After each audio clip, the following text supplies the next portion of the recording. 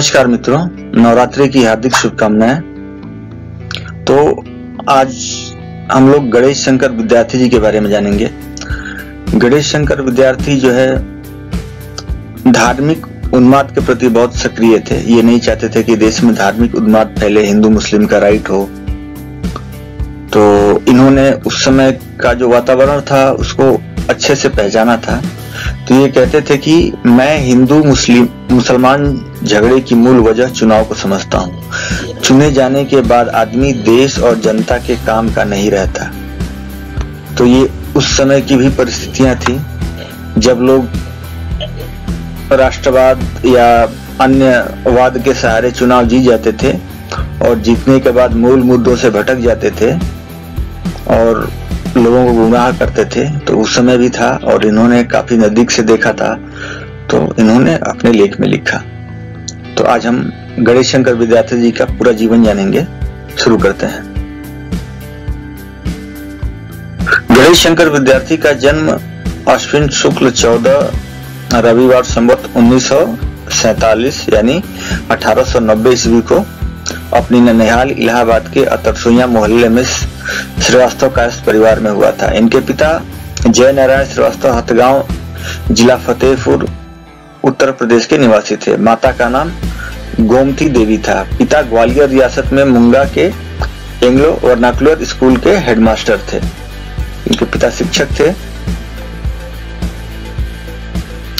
26 अक्टूबर 1890 इलाहाबाद में एक शिक्षक जय नारायण श्रीवास्तव के घर जन्मे गणेश शंकर विद्यार्थी पूरी उम्र अपनी लेखनी के जरिए लोगों को धार्मिक उन्माद के प्रति सावधान करते रहे। 1913 में उन्होंने अपनी साप्ताहिक पत्रिका शुरू की थी।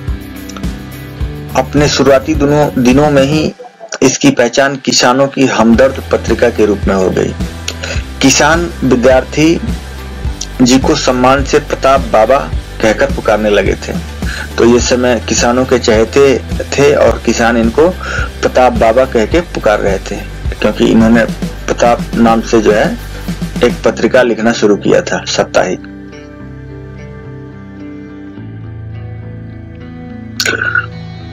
अंग्रेजों को भी प्रताप से प्रॉब्लम थी, इसलिए सही मौका था कि वो प्रताप को लपेटे में लेते। तो उन्होंने ले भी लिया।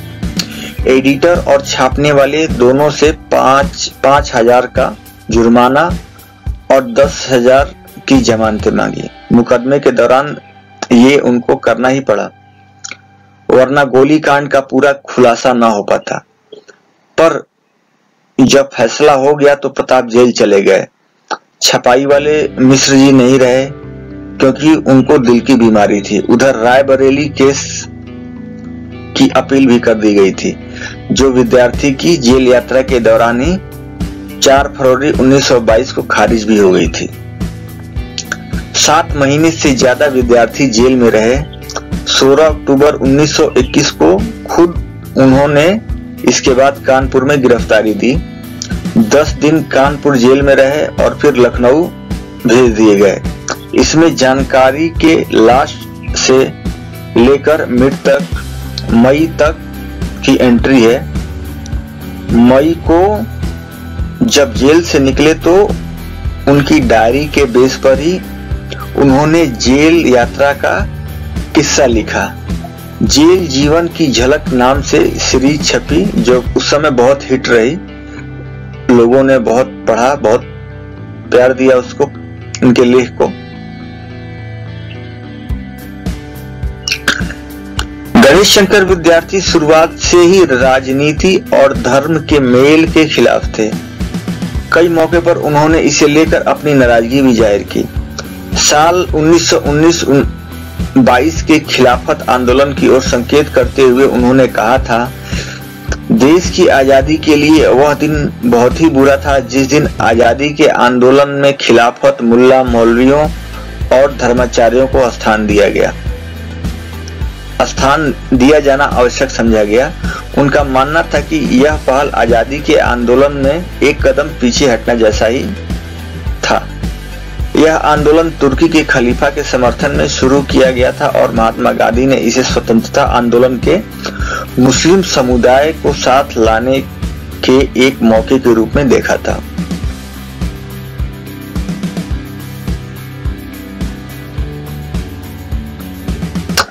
अधिकारियों के अत्याचारों के विरुद्ध निर्भीक होकर प्रताप में लेख लिखने के संबंध में ये 5 बार जेल गए और प्रताप से कई बार जमानत मांगी गई।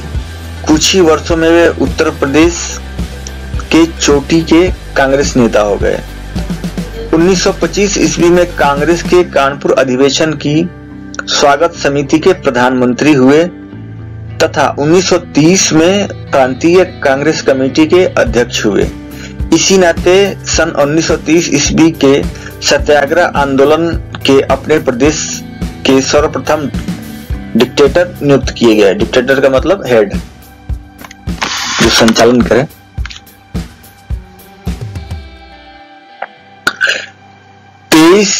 मार्च 1931 को भगत सिंह, राजगुरु और सुखदेव को फांसी दिए जाने के बाद पूरे देश में सनसनी फैल गई थी। कानपुर भी इससे बचा हुआ नहीं था।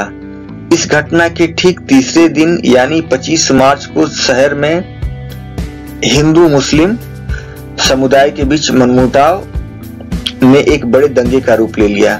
दोनों तरफ के लोग एक दूसरे की जान लेने पर उतारू थे। ऐसे माहौल में गणेश शंकर विद्यार्थी लोगों के उन्माद को शांत करने के लिए घर से निकल पड़े। इस दौरान उन्होंने कई लोगों की जान बचाई, लेकिन आखिर मुस्लिम उन्मादियों ने उनकी जान ले ली। किसी लेख में मैंने पढ़ा है कि बाद में इनका हाथ मिला था या 2-3 दिन बाद इनका शव मिला था, पूरा फूला हुआ था। तो उस हिंदू मुस्लिम झगड़े ने इनकी जान ले ली। तो ये था गणेश शंकर विद्यार्थी जी का जीवनी। कैसा लगा आपको कमेंट करके जरूर बताएं। नमस्कार।